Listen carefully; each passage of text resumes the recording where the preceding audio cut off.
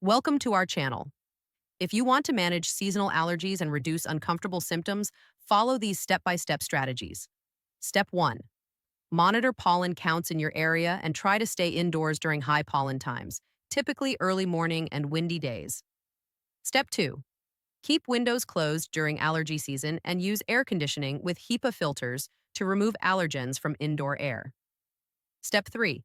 Shower and change clothes after spending time outdoors to remove pollen from your body and hair. Step 4.